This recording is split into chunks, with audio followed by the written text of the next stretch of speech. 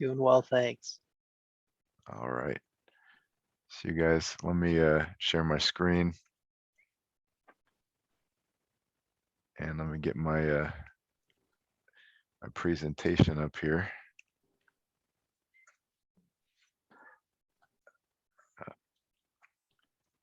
Yeah, so that's where this all came from. And actually, let me stop this for a minute because I think oh, share sound. There it is. Share. All right, can you guys see the screen all right? Yes. All right, Yep. cool. Yeah, so that's where this all came from, and so the conversation that came up over the last few weeks, we've attacked a couple challenges together over this last year, tried to get figure out how to incentivize people to come to work when there's an incentive to stay home. Which you guys know with all the government money that was coming out and everything, and people just didn't want to come to work, and so we tackled that one for a while, and then people are starting to come back to work, but the conversation led into just bonuses and incentives in general. And one of the guys who's not able to be with us today said he actually had a big problem with that, so he's interested in talking about this. So he'll see the recording. But for those of you that are jumping on, there's Sean. Good to see you, Sean. And I'll also say Merry Christmas, everyone. So we'll do this. We'll have fun with this one, with the lights and everything. But we're going to talk about incentives first, and then we'll open it up and kind of get some input from everybody, and we'll see where the conversation goes. So here we go. All right. Has anybody ever seen A Beautiful Mind? Yes. I'm going to play, if this doesn't play right, just let me know, but I'm going to play a short clip because this kind of like sets the stage for this whole thing. All right, so here it goes. Can you guys hear the sound? All right, good. Nash, you might want to stop shuffling your papers for 5 seconds. I will not buy you gentlemen beer. Oh, we're not here for beer, my friend. Oh. Does anyone else feel she should be moving in slow motion? Will she want a large wedding, you think? Should we say swords, gentlemen? Pistols at dawn? Oh, sorry about that. Deep breaths. Nash, you might want to stop shuffling your papers for 5 seconds. I will not buy you gentlemen beer. Oh, we're not here for beer, my friend. Oh. Does anyone else feel she should be moving in slow motion? Will she want a large wedding, you think? Should we say swords, gentlemen? Pistols at dawn? Have you remembered nothing? Recall the lessons of Adam Smith, the father of modern economics. In competition, individual ambition serves the common good. Exactly. Every man for himself, gentlemen. Yeah, and those who strike out are stuck with their friends. I'm not gonna strike out. You can lead a blonde to water, but you can't make her drink. I don't think he said that. All right, nobody move. She's looking over here. Right, she's looking at Nash. Oh, God. All right, he may have the upper hand now, but wait until he opens his mouth. Remember the last time? Oh, yes, that was the history books.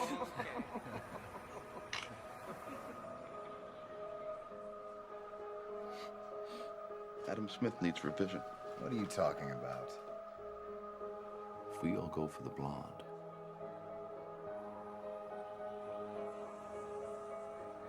we block each other. Not a single one of us is going to get her. So then we go for her friends. But they will all give us the cold shoulder because nobody likes to be second choice. But what if no one goes for the blonde? We don't get in each other's way, and we don't insult the other girls.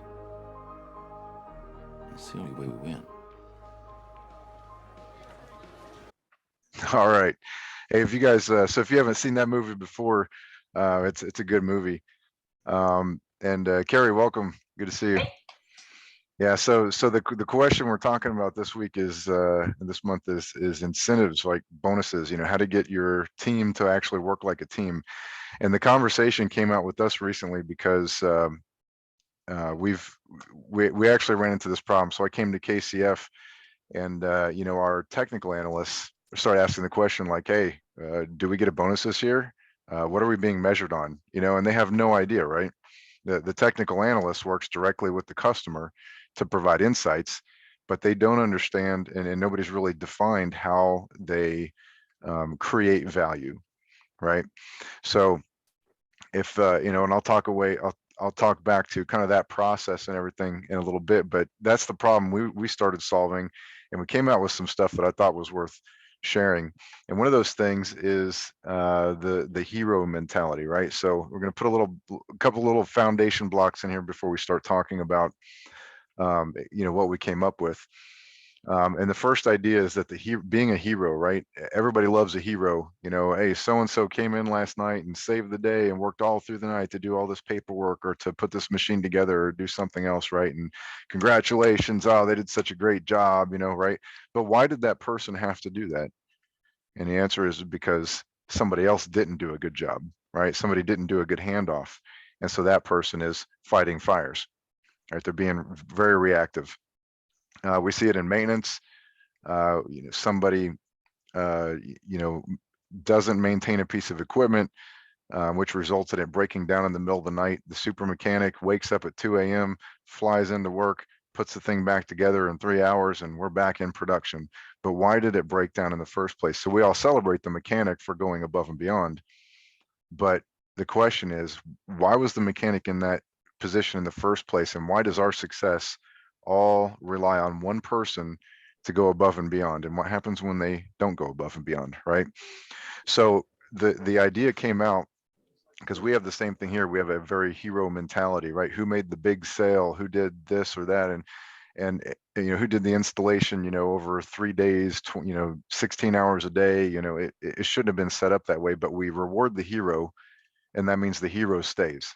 We're always focused on the hero, and everybody wants to be the hero because they want that recognition. So the only way to get rid of that and actually smooth things out is to start rewarding team efforts. And that causes that hero mentality to fade away. All right. So that's kind of bullet point number one, is just thinking about the idea of a hero and how that plays in, right?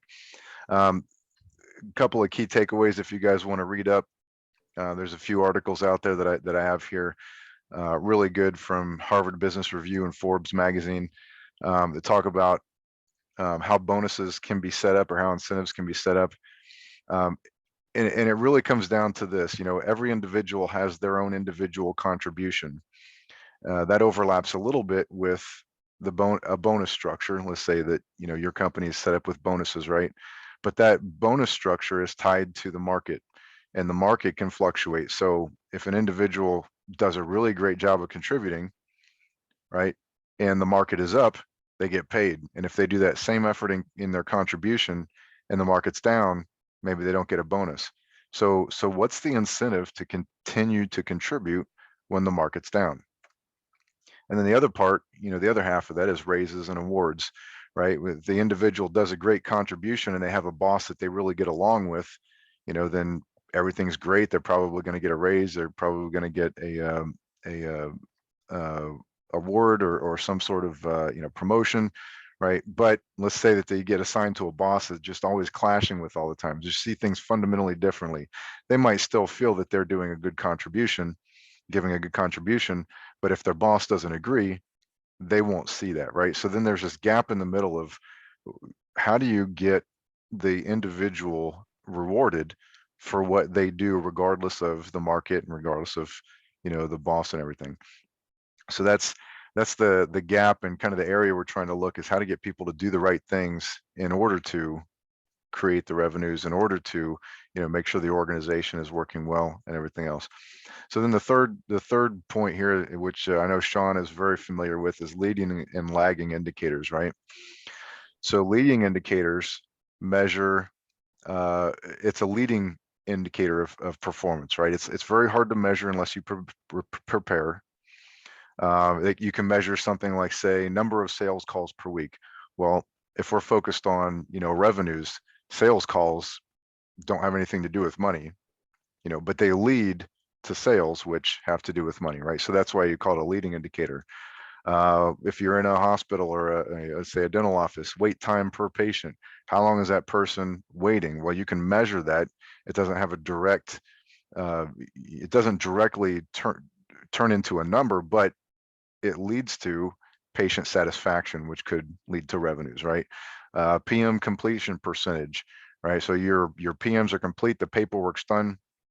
You haven't flipped on the switch and started using the equipment yet, but that leads into better production line performance, right? Or operator training completion. If the operators are not trained, you have a higher product reject rate or lower quality. But if they're trained very well, you have a higher, you have a lower reject rate or a higher quality. And it's like Dr. Johnson, it has to do with safety. If they're trained better, we were just talking about that last week. If they're trained better, they don't get into accidents. So that leads, the training is a leading indicator for the OSHA recordable or the number of safety incidents or, whatever it is. So you take this idea of leading versus lagging, right? So a sample process flow we have is you have these functions that line up to get you to your revenues, right? So for us, it's the sales guy, followed by an installation, followed by an analyst, and all those together result in revenues and then more revenues.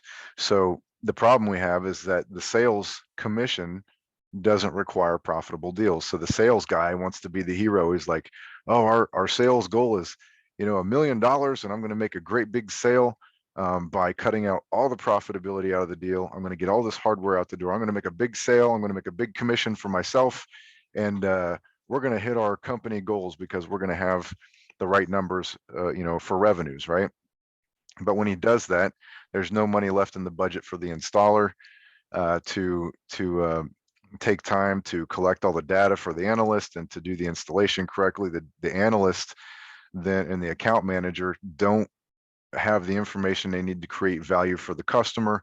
And since our profitability is low, they don't see any bonuses, and now nobody's incentivized to do their job, and profits start to fall, right? So you're like, well, why was the sales guy why is he incentivized to make that kind of deal? And that's a great question, right? But we all have those kind of problems. So if we look at this and say, what could each function do to ensure the next function we're set up for success? So if we have that hero mentality, and every man for themselves, and we're just trying to hit whatever quarterly goals we have, then it's a dog eat dog world. Everybody does what they can and is kind of, fighting against each other. It could be. But if we think about it like a process and you incentivize one person to hand off the best scenario to the next person, and that person then takes that scenario and hands off the best scenario to the next person, then what you see is a team effort, right? So what could each function do to ensure the next function set up for success? Comes down to, and this is the magic, one of my employees, one of the guys on my team came up with this as we're designing this for next year. He says, well, why don't we identify the core function and how the core function contributes to revenues, right? How can I contribute to the outcome? And for that individual and for the team, also identifying a team function and how that person can help others contribute to the outcome, right? So then we're incentivized to work together. So function A, right? Here's the sales guy: find better customers, better quality customers, and make deals that include profitability, right? Well, immediately right there, that means that they're going to gravitate away from those great big sales, because now they're not incentivized just to get a big number. Now they're incentivized to find a good quality customer who will work well as a partner with us and make a deal that includes profitability and long-term revenues versus one big sale.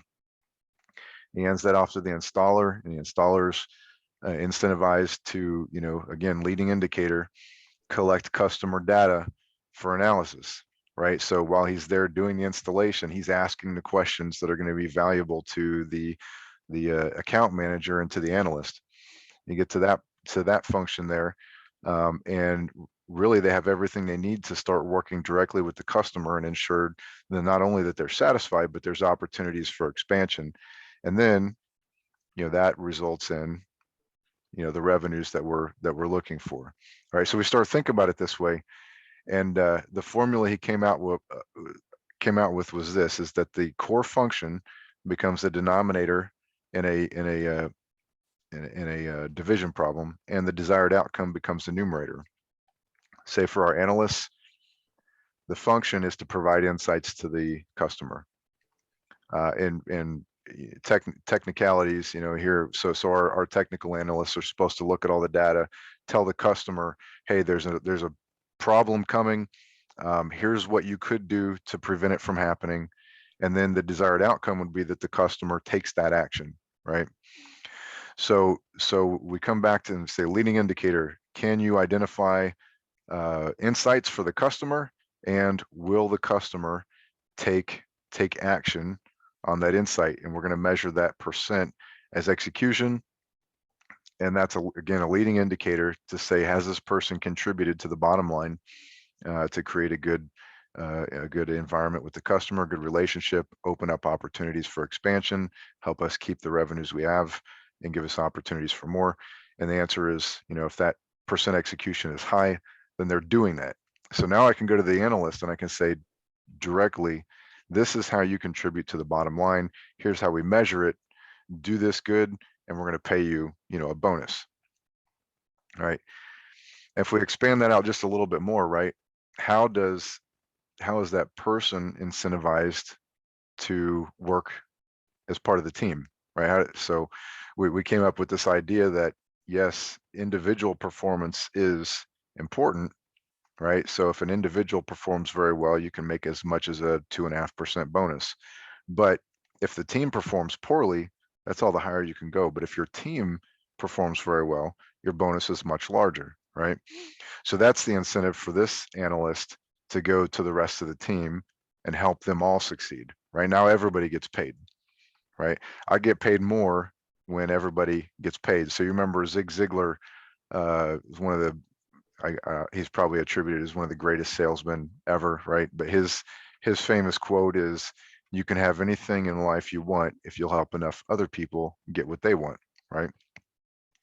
So that's problem number one that we were trying to solve, which was how do we incentivize each person to get to the goal, right? To help contribute to the bottom line. So we want to incentivize the teamwork, not the hero. We want to focus on leading indicators, not lagging indicators. And we want to identify, what is the core function of each employee, and look at this as a process, right? And then the last part, and I'm almost done, we can just start talking or move on to other things if you like, is another question we have is, well, how do we totally focus on that individual contribution, right? What happens when the market is bad? What happens when they do have a boss they don't agree with?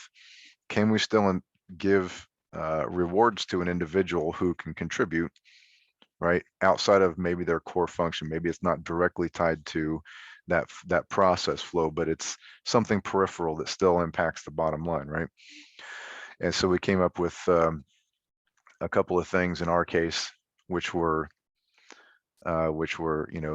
say an analyst can provide input into our training program to help others around the company understand ways that they can contribute better. So creating a asset specific solution that can be shared with customers, or creating a video training for the KCF Academy, or something like that.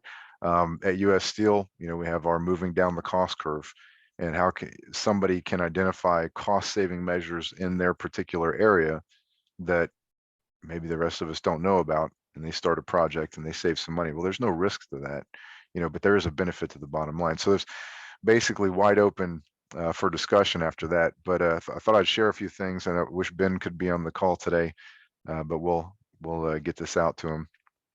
But that's all I have. Open it up for discussion. So I guess hopefully that was useful. What are you guys thoughts on it? I see Sean. Yeah, hey buddy, I thought it was a great presentation. I am looking forward to diving into the little table that you made in a little more detail. Unfortunately, I'm driving, so I'm just listening. So I'll be viewing the recording as well. But I love the concept. I love the fact that if everybody works together, the organization wins and the individuals win as well. So it seems like a pretty awesome process. So thanks for sharing. Yeah, Brian, I thought it was very informative. And thank you again for allowing me to join you guys. This is kind of my wheelhouse of things I really like to be involved with. And just kind of looking over it and looking at a few notes that I took. And one of the things I did, the big takeaway I saw was the ROI, the return on investment. Employees look at what do they see the employee, or should I say employer, investing in them. So that's going to be a big part of how you get them to buy in. One of the little terms we use is called the WIFM. And that's just simply put it, what's in it for me? You know, whether they say it or not, that's how we feel. What's in it for me? What do I get out of it? How do we get that, Brian, you remember that term we talked about, that OCB, organizations and organizational citizenship behavior? How do we get, everybody to see it as instead of just the leader's goal, but see it as their goal, to the point where we're using a little transformational leadership there? Okay. How do we get them to not only see it as their goal now and drop those silos? So that's what I kind of took away when I look at the different departments. Get rid of the silos, make sure everybody knows what the partners are responsible for, the buy-in from the partners to know how it all works together. Okay, that's my takeaway. Thank you, guys. Yeah, Brian, you spurred a lot of great thoughts. There's two areas that I think you hit on really well that I would recommend people look deeper into with a couple of resources. The first one is a book called The 5 Dysfunctions of a Team. It's a good one. Brian hit on that a little bit when he was talking about team dynamics versus individual dynamics. And in the book, it talks about ways to hedge against some of those downfalls that have to do with what leaning too much towards teams can create.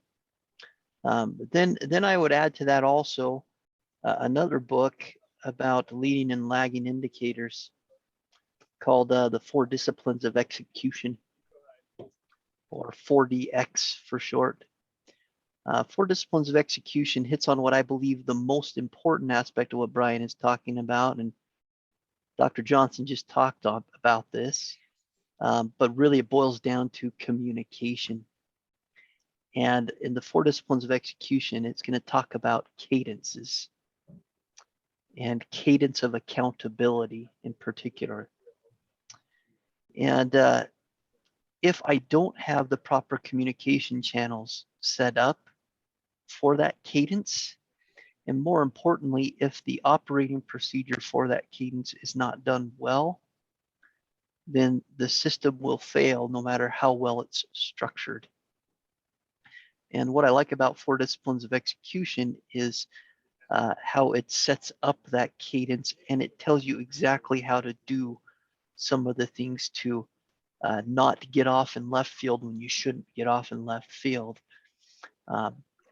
In some consulting gigs that I've done, this has been very helpful, because you'll find yourself in meetings that seem to go forever and you met for a totally different purpose. Well, I'm here to communicate this and just as important as Brian was talking about roles, and it starts with that, guys. It starts with role definition. But it's not just that I understand the role. It's, can the guy sitting next to me tell me exactly how he understands the role, and he and I be on the same page and understand how I affect his success and he affects my success. And so anyway, that's my 2 cents on this. I thought it was great for this conversation, Ryan. I like that piece, Dave. So, oh, go ahead. Well, I'm kind of curious to know what sort of frequency you guys are talking about as far as bonus structures and things like that. I guess that depends. I I don't suppose that this is something that needs to be, you know, universal for everyone. I think the formula makes a lot of sense. What I just moved into was a quarterly review and rewards. US Steel originally was annually, and they started moving quarterly. And of course, you know, if you look at different roles, like, you know, the sales personnel, they're rewarded every time they make a sale. And the challenge there was to make sure that they're structured to make the right sale instead of just make any sale, right? So I don't know if I guess it all depends on your specific you know, industry or profession, and how the crew wants to be incentivized, Well, some of or it how it's for most us is effective. attention span. You know, if we're Yeah, looking at new patient numbers, we can look at that on any frequency basis, and that affects our bottom line a lot. And it affects long-term success a lot more than short-term. Because getting someone in and, you know, cleaning their teeth isn't real profitable, but, you know, doing $50,000 worth of restorative work is, but you have to get them in on the front end to make that happen. So yeah, we struggle with that a little bit as far as how frequent. So right now I do monthly bonuses. I'm just curious. yeah. That's a good, you know, because I've seen stories of different medical offices and dental offices and things where, you know, you see one office is like hugely profitable and just flows, and another one is like dysfunctional and can't fill the chair. You know, it's just like, why is it so different? You know, and it's just those little things like that, like what you're talking about. But yeah, how does that compare to, you know, some of the ones that the structures other than carries? How do some of the other bonus structures you guys have, or So I'm incentives? just, hey, it's James. I'm just James. transitioning to a annual bonus, but the way it's being structured right now is there's quarterly reviews to look at, is this the right individual and team goal for this quarter? If we have to adjust, how do we adjust that to make sure that everyone's still hitting the goal at the end of the year? So it's a bit different than what I was used to in the past. It was twice a year. It was a bit more laid out on, here are the, you know, key results, and if you hit these, here's what you get. Now it's a bit more fluid, and I think that's partly because of some of the dynamics in the marketplace that we're seeing right now. And I'll be honest, it's a little bit harder to manage when there's not some clear-cut numbers and various actions like that. Yeah, that's for sure. That's for Hey, sure. James, I have a question. Yes, go ahead. When you were saying about a little bit harder to hit, do you see that? And this is just, you sparked a question that went across the board for me. How attainable are those goals? You know, because I've seen certain cases where the employee said, well, some of my goals actually don't have anything directly to do with what I'm actually accomplishing, but they do for my partner in the other department, and we're supposed to be working together. And I don't know if yours is that part of it, but that's just came across my mind about the attainability of the goal. Do you see your goals as attainable goals, or just kind of with the market kind of just a little fluctuating? I think they are attainable.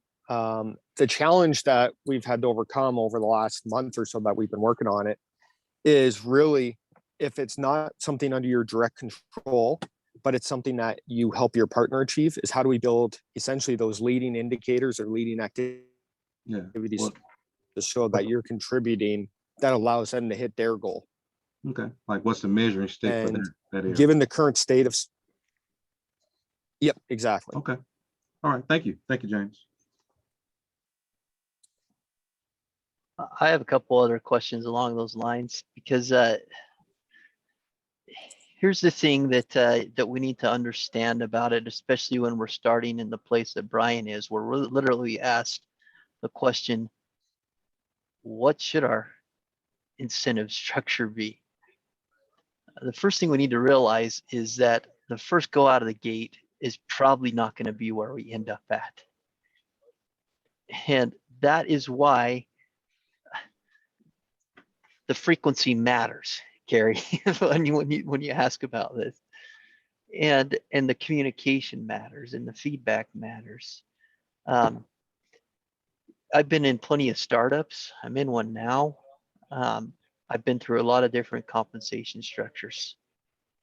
And just in this one alone, because of the changes from, being a handful of us to now we're growing like crazy and have many of us on board, the compensation structures have changed many times. And what Brian's hitting on regarding leading and lagging indicators may change, but more importantly, resources change, capabilities change. And with that, we should be adapting accordingly. Carrie, you're in the medical profession. You've got some tough questions to answer. The biggest one to start with is what really leads to the outcomes that I want. And that's what you need to focus on. The outcomes take care of themselves when I focus on the right things. In sales, what Brian talked about is pretty obvious ones. Hey, you know what? If you're going to make 100 calls and you're doing the cadence properly that you should be doing on that, you could probably expect X percentage to turn into a good lead or a good opportunity. Well, so what are you focusing on? Are you focusing on the opportunities that you got or what generates those opportunities? Well, I want to probably focus on what generates the opportunities, and then, well, the funnel goes like this, all right? What's coming out the other end will naturally flow. Am I making sense, Carrie, from your question? And so forth. But anyway, this is a conversation that we can spend another hour on with Oh yeah. the experiences that I've had. But anyway. Yeah, there's I think it's Terry Schmidt has the strategic project management. It's a book called Strategic Project Management, and he talks about that. You have to have the vision and then some high level goals. And then it's like so in that context, we're measuring the current high level goal is this, and we're measuring the leading indicators to get to that. So yeah, to Dave's point, it can change. It can change quite a bit over time.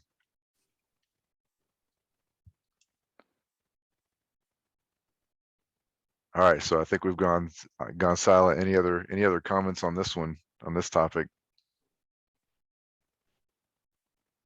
Nothing. No, that's okay. Hey, so we'll jump. Here we go. I actually have to find my screen now for Zoom so I can quit. Stop presenting. How do I stop presenting? Okay, there it is. All right. Yeah. So hey, last time we talked too, I think we talked about mentorship and everything.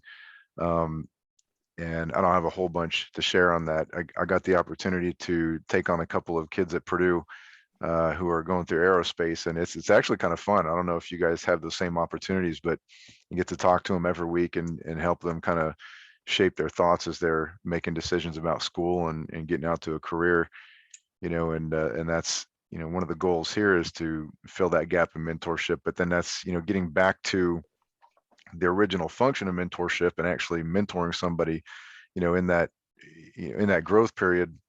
So if you guys get a chance to do that, I'd highly encourage it.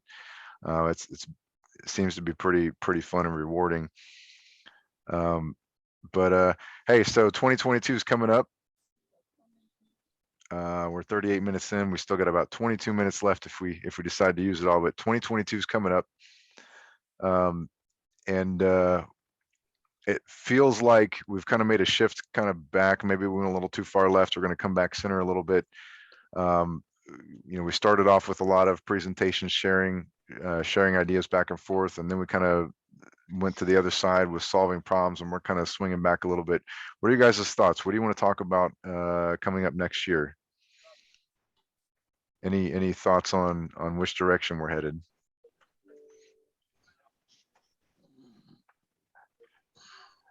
James and Dr. Johnson haven't been here at all yet, so this is new. So you guys don't have to answer that one if you don't want to. Yeah. I'm soaking it all up right now. Yeah. Brian, I wonder if, you talk about mentorship. A lot of great questions are arisen in here, and sometimes we hear things that like, maybe I want to talk to, Brian more about this one-on-one. Or, Sean, you had a great comment there. Can we help by mentoring each other in some more of these areas? Offline, once a month's great. But I wonder if there's some ways that, we could spend time to say, well, David, have you thought about this? You're hitting your head Yeah. against this, trying to do this. What, have you pursued this path a little bit more type thing? I mean, even in today's conversation, I thought it was great. And I think, if we brought to each other, hey, this is the problem I'm trying to solve. I'm gonna go away with this takeaway, or we talked about this. Hey, here's what I'm gonna do. Here specifically, you started to touch on that a little today, Brian, with, hey, this is what we came away with on our incentive structure, and that spurred some great discussion. Yeah. But even if you thought somebody else made a great comment, like, I'm willing to give time to create some opportunity to build further relationships, because I think that is really valuable. When you might know somebody that I want to know, or I might have an idea that will help you take something to a next level or whatever. Sure. So that's kind of my thought, and it goes hand in hand with what you were talking about before, where we said these are our problems, let's go after it. But then we present ideas and we just write down stuff. But I bet it would be great to do some more, pairing up on something and then report back to the group. Hey Yeah. guys, this is how it went. That's a thought, just because Yeah. you brought up mentoring, so it made me think of that. Yeah, no, I think it's one of the purposes here. I don't want this to be limited to just 1 hour once a month. If collaboration outside of this is, I think it'd be awesome.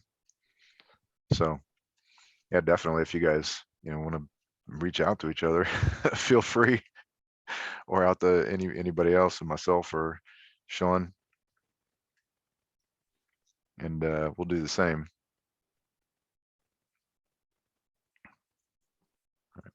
Anything in particular on your mind?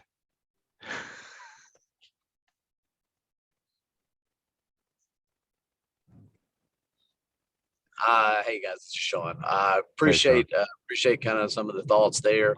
I do really feel like there's something there with the mentoring piece yet, but I just don't 100% know what it looks like. Yeah. I am involved in another group that has a more formal agenda. So every month is a little different. So 1 month is about financial planning, and another month is about leadership, and then another month is about performance reviews. So would that help us if we had a schedule like that? And I'm not necessarily suggesting one way or another, but it's just a thought I had to kind of throw out there. If the months had more of a theme to them, would that help folks? And maybe it doesn't, but just want to toss that out.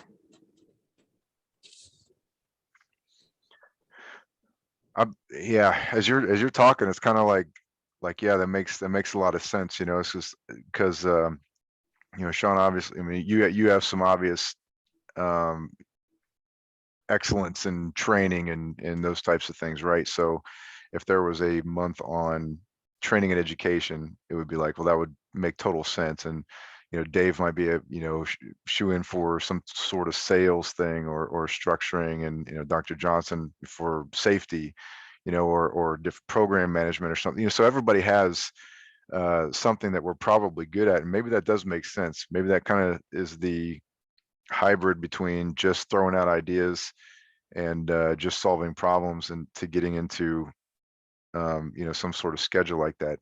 What does anybody else think about it? I like that idea a lot, because it's hard for me to come up with stuff that might be helpful to you guys, but if there's Right. a topic, then I can contribute a little bit more. Okay.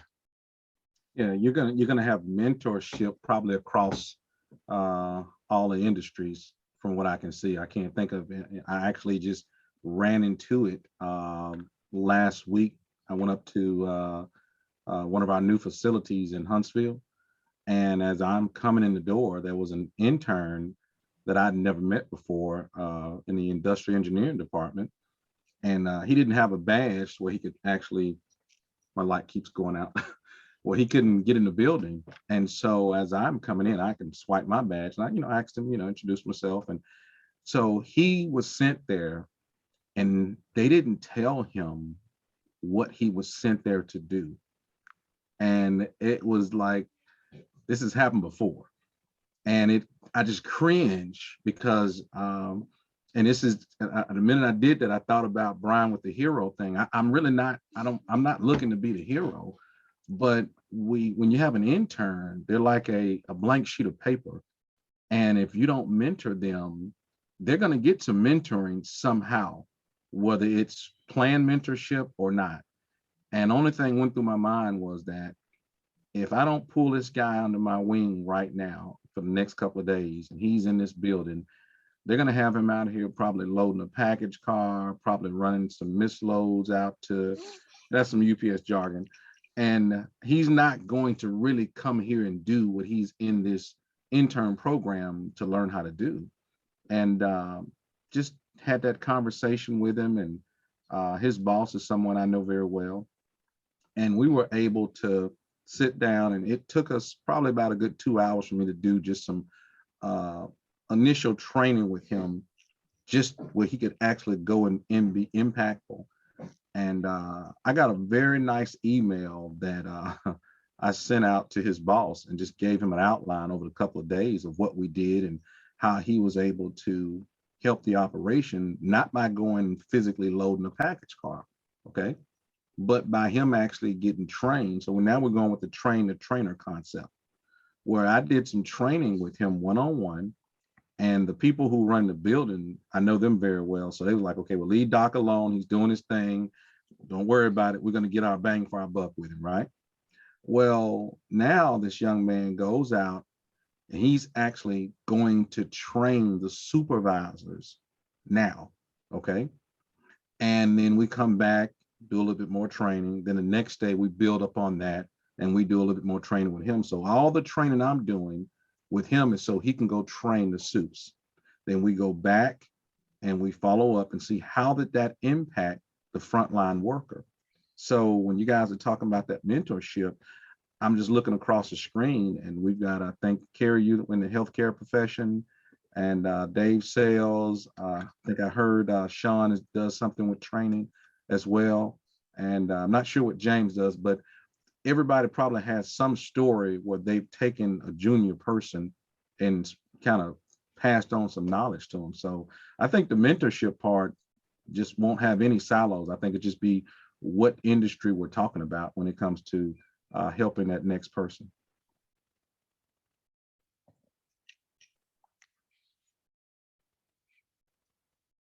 Mike. Awesome. Yeah. Yeah, that was good. That was good. We're ready to close it up. Okay.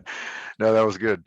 Yeah, and yeah, I mean, everybody's impressionable, and I think that's, I think that's a good example. But yeah, I think. So Brian, I mean, this does bring up a point. Maybe one of the sessions should be about how we can be better mentors, and we all share things that we believe were really successful with the mentors that we've worked with. I mean, that's a perfect story right there that really segues in. And, how often do we walk by that person that we could mentor? How often do we not do what he did? Yeah, So that's the truth. So there could be, some real potential around, just what really works well when you're mentoring. Yeah, maybe that's our January session. There you go. Let's just dive right into it. Why not? It's on the table. Let's just rip the Band-Aid off. Let's get it done. I tell you what, Brian, I'll come back in January and I'll bring the outline of what I went over. And again, this is industry specific, but I'm pretty sure to be self-explanatory once I go through it. And I got a really nice email back from his boss, and I'll share that with the group next month. How about that? I think that would be great. Then we have a good discussion about it. I think that'll be really good.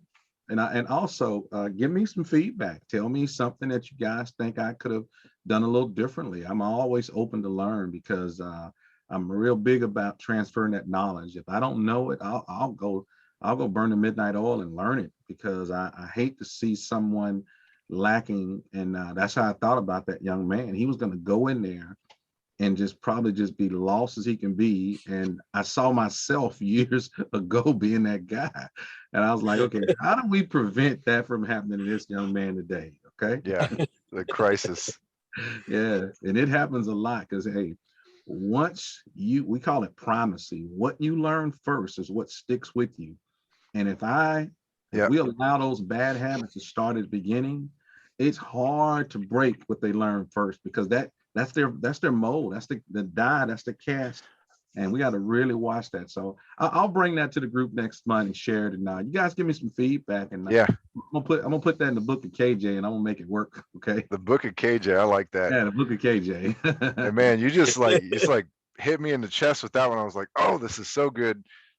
Think about why that happens, right? Why do new employees come in and don't get trained? Because there's no incentive to do the right thing to get them, to do it. So it's all about the quarterly revenues and are we spending training is too expensive. So just throw bodies at it, right? It'll fix itself, and it doesn't fix itself. I mean, it gets harder and harder to make revenues. You just described UPS in peak season.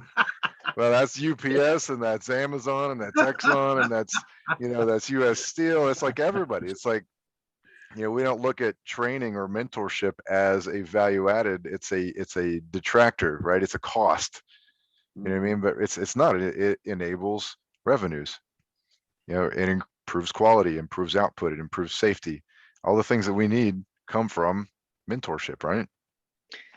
Yes and no on that, Brian. So okay, so a little bit. Because okay, so I sell software. Yeah. And mentorship is an important piece, but mentorship has to be standardized as well. Yeah. And the processes and procedures have to be standardized, replicable, and monitored. Yep. And I can't tell you how many organizations I work with that, yeah, you're right. And they know they need it. Heck, I mentor them, literally, I mentor them in building the proper foundation upon which they can do the things that you're talking about. People call it a consultative sale. That's really is what it is. You're sitting in a chair where you have to understand their current processes and procedures and help them. They already know they identify the pain points, but you help them understand those pain points more. And then you have to be careful because you can try and focus on way too much at once. And so you pick the ones that, 2 to 4 that you can really make the impact on. And that's how you start to change a culture. Yep. Is by building that proper foundation. So yes, mentors are good. Mentors are greatly magnified in their ability to do what they need to do if they're given the right tools to do that. Yeah. Dr. Johnson, you got me really interested in what you said. I'd love to have a conversation with you and Absolutely. learn more about what you're talking about. Let's find a time, okay? Okay, I tell you what, I'm gonna put my number in the chat, and anybody else want to share, and that way at least we can kind of do what Brian and you talked about. If we want to reach out separately and kind of continue some of these conversations, and go from there with. Yeah, I did the same thing. I did the same thing. My number's in the chat. So. All right. Let me write these down. Carrie says she had to go. Okay. Yep. So she just dropped off. But hey, well, we got 5 minutes left. I'm not gonna cut it off if the discussion is good. But yeah, I think this has all been really good today. But yeah, so I'm gonna schedule you for January. We'll start with the mentorship outline and see where it goes, and we can put on the agenda to start looking at creating a schedule for topics throughout the year and see if that helps gain a little bit of traction. Sounds good. I'm definitely game for the mentor topic in the next round, and I appreciate everything, guys. I have got to go to another meeting, but I will see you guys in January. All right. Have a good one, Sean. Thanks, guys. Merry Christmas. See you guys. All right, everyone, take care. Yeah. Great session. I enjoyed it, everyone. All right. Same. See you later, Yeah, gentlemen. sounds like it's wrapping up. We'll see you guys soon. So have a good Christmas and see you guys next year. Yep. Yep. Bye now. Merry Christmas, everyone. Thank you. Merry Christmas.